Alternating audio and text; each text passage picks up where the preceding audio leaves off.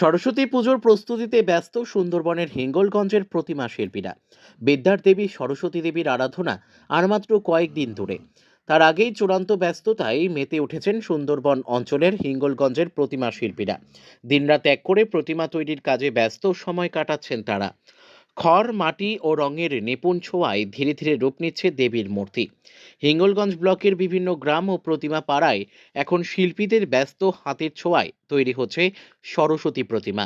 কেউ কাঠামো বাঁধছেন, কেউ মাটি লাগাচ্ছেন, আবার কেউ নিখুঁত যত্নে রঙের কাজ সম্পন্ন করছেন। নির্দিষ্ট সময়ের মধ্যেই প্রতিমা প্রস্তুত করে দিতে হবে, এই চাপ থাকলেও উৎসাহে কোনো ঘাটতি নেই শিল্পীদের মধ্যে। শিল্পীদের কথায় এবছর কাঁচামালের দাম বেড়েছে, তবুও অর্ডার অনুযায়ী সুন্দর ও ঐতিহ্যবাহী প্রতিমা তৈরি করতে আপ্রাণ চেষ্টা চালিয়ে যাচ্ছেন তারা। স্কুল, কলেজ, ক্লাব ও বিভিন্ন শিক্ষা প্রতিষ্ঠানের পক্ষ থেকে প্রতিমার অর্ডার ইতিমধ্যেই প্রায় সম্পূর্ণ হয়ে গেছে। সরস্বতী পুজোকে কেন্দ্র করে এই প্রতিমা শিল্পই হিঙ্গলগঞ্জ এলাকার বহু পরিবারের জীবিকা। তাই এই কয়েকটি দিন তাদের কাছে অত্যন্ত গুরুত্বপূর্ণ। শিল্পীদের এই কর্মব্যস্ত মুহূর্তে কিছু ছবি ক্যামেরাবন্দি করেছে আমাদের প্রতিনিধি। সব মিলিয়ে সরস্বতী পুজোকে সামনে রেখে সুন্দরবনের হিঙ্গলগঞ্জ জুড়ে এখন ব্যস্ততা, প্রত্যাশা আর উৎসবের প্রস্তুতি স্পষ্টভাবে চোখে।